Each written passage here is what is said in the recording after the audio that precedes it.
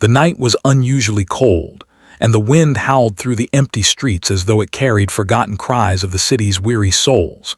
At the bus stop, where the flickering yellow light cast long shadows, a young nurse clutched her baby tightly against her chest.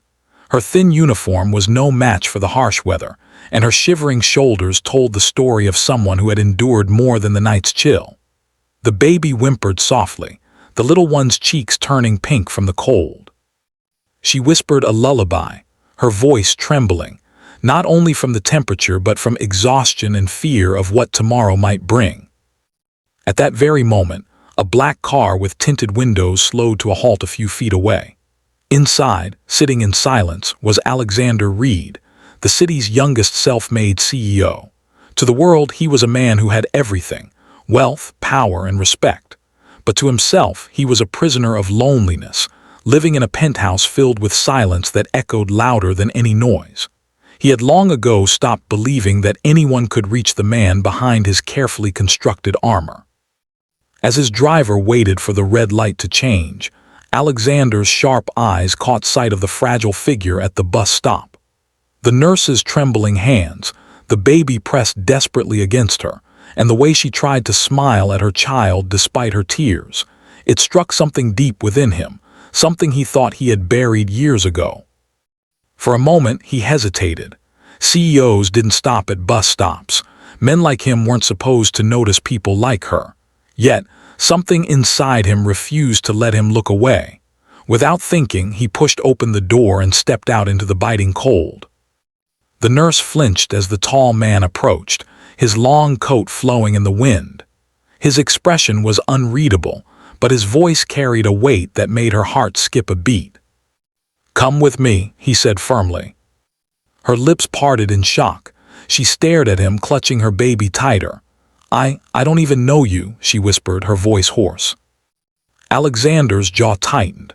He wasn't used to explaining himself, but the desperation in her eyes demanded honesty. "You don't have to, but your child won't last long in this cold. Neither will you. I can't stand here and do nothing." Tears welled up in her eyes. She looked down at her baby, who whimpered again, and then back at the stranger whose presence felt oddly safe despite his intimidating aura. Something about the steadiness in his gaze told her he meant no harm. Slowly, hesitantly, she nodded.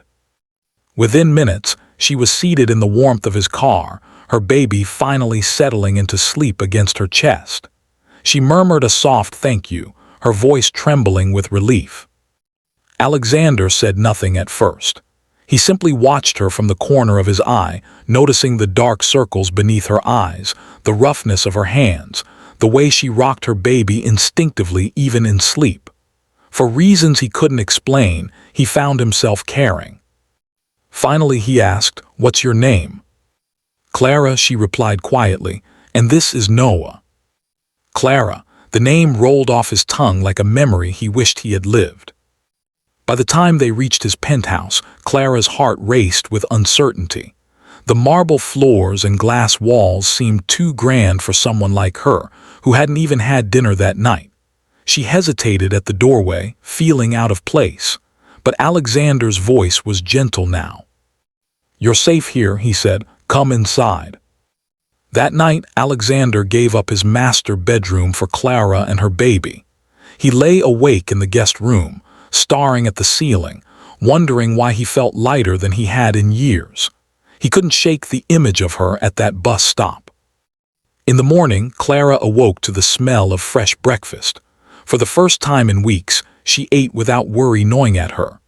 Noah giggled in his high chair, the sound filling the penthouse with a warmth Alexander had never known. He found himself smiling, something he hadn't done in a long time. As days turned into weeks, Clara's presence became a balm to Alexander's lonely existence. She shared pieces of her story: how her husband had abandoned her when he learned she was pregnant, how she worked double shifts as a nurse to keep Noah fed, how that night at the bus stop had been the lowest point of her life. "You saved us," she whispered one evening when Noah finally drifted to sleep. "I don't know what I would have done if you hadn't stopped." But Alexander shook his head. "No, maybe you saved me." He had been living in a world where success was measured only by profits and power. Clara and Noah reminded him of something he had forgotten, the meaning of connection, of family, of love. Yet life wasn't about to let them be happy so easily. One day, the media discovered Clara and Noah living in Alexander's penthouse. Rumors spread like wildfire, accusations that she was using him, whispers that he had gone soft. Clara, mortified, considered leaving to protect him from the scandal. When she told him her decision, his reaction was fierce. "You think I care about what they say?" His voice was sharp, his eyes blazing with a rare vulnerability. "Clara, the world has always judged me, but for the first time in years I feel alive. Don't take that away from me." Her heart trembled at his words, but still doubt gnawed at her. "I don't belong in your world, Alexander. I'm just a nurse with a baby. You deserve someone who—" He silenced her with a single look, his voice dropping to a whisper. "I deserve someone who makes me feel human again, and that's you." Tears streamed down Clara's cheeks as she realized he meant every word. From that day on, Alexander made no attempt to hide Clara and Noah from the world. Instead, he stood proudly beside them, unafraid of judgment. Slowly, the world softened too.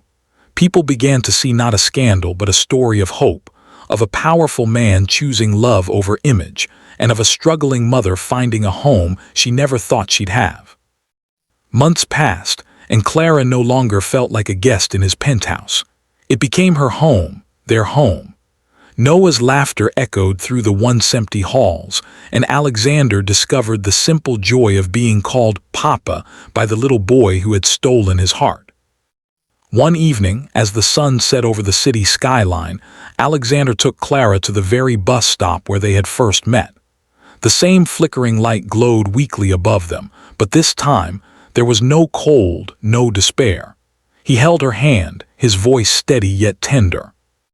"Clara, that night I asked you to come with me, and you did. Now I'm asking again, but this time forever. Will you marry me?" Clara's breath caught in her throat. Tears filled her eyes as she looked at the man who had given her and her child a second chance at life. "Yes," she whispered, her voice breaking with joy. "Yes, I will." And as they embraced under the dim light of that forgotten bus stop, the city around them roared with life, unaware that in that small corner, two broken souls had found their healing. The lonely CEO was no longer lonely. The shivering nurse was no longer afraid. And the baby who had once cried in the cold now laughed in the warmth of a family bound not by blood or fortune, but by love, the kind of love that changes everything. Because sometimes, all it takes is one simple invitation. Come with me. And a life is never the same again.